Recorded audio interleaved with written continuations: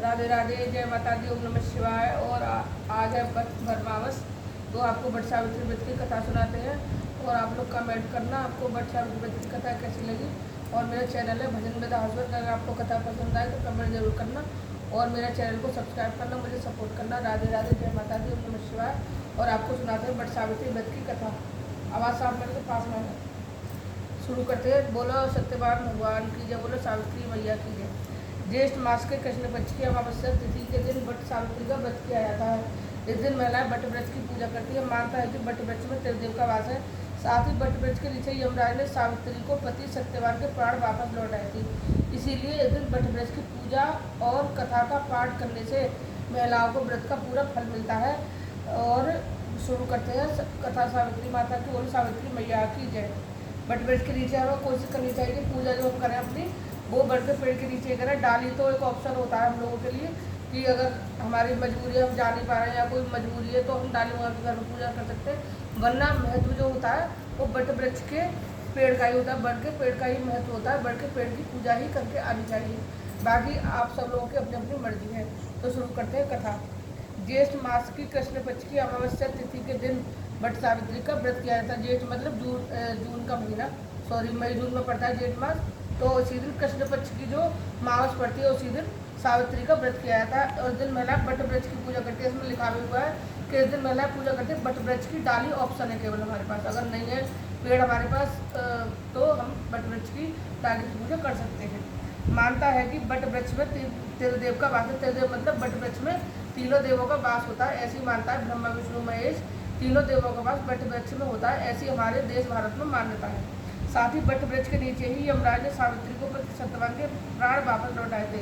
ऐसी मानता है कि यमराज जो भगवान थे, जब सावित्री जी माँ के प्राण लेने आए, सावित्री माँ के पति के प्राण लेने आए तो यमराज ने उनके जो प्राण थे बट वृक्ष के नीचे ही लौटाए थे। तो ऐसी मानता है। ऐसी अब आगे पढ़ते हैं कथा। इसीलिए इस दिन बट वृक्ष की पूजा और कथा का पाठ करने से महिलाओं को व्रत का पूरा फल मिलता है। शुरू करते हैं। एक बार देवी पार्वती ने भगवान शिव से पूछा कि हे प्रभु, आप सर्वज्ञ हैं, आप मुझे पुण्यकारी कथा सुनाइए जो महिलाओं के लिए अत्यंत सुखदायक हो, पतिव्रता धर्म को धर्म करने वाली हो और सौभाग्य प्रदान करने वाली हो। प्रभात क्षेत्र में स्थित सावित्री देवी की कथा मुझे सुनाइए। सावित्री माता जो थी वो प्रभात क्षेत्र में रहती थी, जिसकी महिमा आज भी बट सावित्री के व्रत के रूप में पूजा की जाती है। तो भगवान शिव बोले, पार्वती, मैं तुम्हें एक ऐसी कथा सुनाता हूँ जो महिलाओं के लिए आस्था, शक्ति और पतिव्रता धर्म की अद्भुत मिसाल है। यह कथा प्रभात क्षेत्र की है, जहाँ सावित्री स्थल नामक स्थान पर बट सावित्री व्रत की अत्यंत महान परंपरा का आरंभ हुआ। बहुत समय पहले मध्य देश में अशुपति नामक प्रताप और धर्मिष्ठ राजा राज्य करते थे। जो सावित्री माता के पति थे वो अशुपति उनका नाम था और मध्य देश में वो रहते थे। वे सत्यवादी, क्षमाशील और प्रजावत्सल थे, परंतु उनको कुछ संतान नहीं थी। संतान की प्राप्ति के लिए उन्होंने कई वर्ष तक नित्य सावित्री देवी की पूजा की तथा उसकी तपस्या और भक्ति से प्रसन्न होकर सावित्री देवी स्वयं प्रकट हुई और उन्हें पुत्री रूप में प्राप्त हुई। कुछ समय बाद अशुपति की रानी ने एक दिव्य कन्या को जन्म दिया जो गुण और तेज में स्वयं देवी सावित्री की अंशमानी हुई। राजा ने उसका नाम भी सावित्री रखा। वह कन्या बड़ी होकर अत्यंत गुणवान और तेजस्वी बनी। नगरवासी उसे देखकर यही कहती है कि कोई साधारण कन्या नहीं, देवी का अवतार है।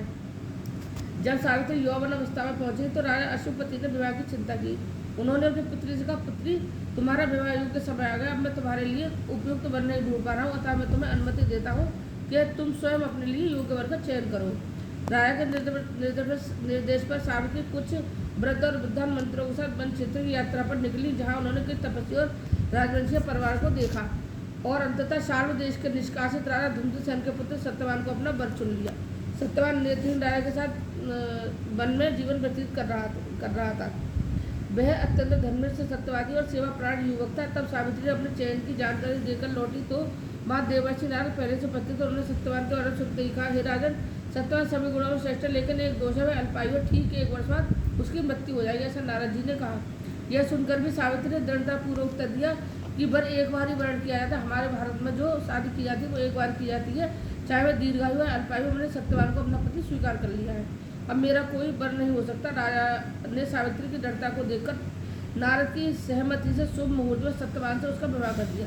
विवाह के पश्चात सावित्री पति के साथ वन निवास करने लगी। आश्रम जीवन को सावित्री को नारद मुनि आश्रम में जीवन व्यतीत करने लगी, लेकिन सावित्री माता को नारद मुनि की बातें आती, इसलिए प्रतिदिन रात की गणना करती रहती। जब सत्यवान की मृत्यु को 3 दिन शेष रह गए, तब सावित्री ने उपवास का संकल्प लिया। तीसरे दिन उसने वृक्ष के नीचे व्रत करते हुए सावित्री देवी की पूजा उपरांत में अपने पति सत्यवान के साथ लकड़ी लेने वन की ओर गई। वन में सत्यवान को अचानक सिर में तेज दर्द और पीड़ा हुई। वे सावित्री गोद में सिरक कर लेट गए। तभी सावित्री देखा कि तेजस्वी कृष्णवर्ण पीत वस्त्रधारी मुकुटधारी पुरुष वहां आए और जिनकी उपस्थिति दिव्य प्रतीत हो रही थी। सावित्री ने उन्हें प्रणाम करके पूछा, आप कौन है? बोले, मैं यमराज हूँ, तुम्हारे पति की आयु पूर्ण हो चुकी है, अतः मैं उनकी आत्मा लेने आया हूँ। यमराज ने सत्यवान की आत्मा को अंगुश के आकार में निकालकर दक्षिण दिशा के प्रस्थान किया। सावित्री उनके पीछे पीछे चलने लगी। राय ने उसे कई बार रोका, परंतु सावित्री बार बार विनम्रता से उत्तर दे रही थी, जहाँ मेरे पति जाएंगे वहीं मेरी गति है, पत्नी का धर्म है कि पति का साथ न छोड़े। सावित्री दृढ़ता और मधुर वाणी से प्रसन्न होकर रमणीय ने कहा, बरमाओ, तुम्हें जो भी वर चाहिए। सावित्री ने कहा, मेरे सासू ससुर की नेत्र ज्योति बढ़ जाए। यमराज बोले, तथास्तु। थोड़ा आगे बढ़ने पर यमराज ने फिर वर मांगने को कहा। सावित्री ने कहा, मेरे ससुर को उनका खोया राज प्राप्त हो जाए। यमराज बोले, तथास्तु। अंत में यमराज ने 30 बार वर मांगने को कहा, तो सावित्री ने कहा, मुझे सत्यवान से उत्पन्न 100 पुत्रों को वर दीजिए। यमराज मुस्कुराए, बोले, तथास्तु। परंतु अगले क्षणों ने भानु हुआ कि वर तभी संभव है जब सत्यवान जीवित होगा। अपनी बातों में बंद कर यमराज ने सत्यवान की आत्मा को मुक्त कर दिया और कहा, हे पतिव्रता स्त्री, तुम्हारे सत्य, तप, धर्म, भक्ति और प्रेम ने भी मुझे पराजित कर दिया। मैं तुम्हें आशीर्वाद देता हूँ कि तुम्हारा वैवाहिक जीवन दीर्घ और सुखमय हो। सावित्री अपने पति सत्यवान के साथ लौट आई। आश्रम में पहुंचने पर उन्होंने देखा कि उनके सासू की आंखों की ज्योति लौट आई और धुमते सेन को उनका राज्य प्राप्त हो गया। समय के साथ सावित्री को 100 पुत्र प्राप्त हुआ और वह पतिव्रता धर्म की प्रतीक बन गई। एक बार देवी पार्वती ने भगवान शिव से पूछा, हे प्रभु, आप सर्वज्ञ, आप मुझे वह पुष्पकारी कथा सुनाइए जो महिलाओं के लिए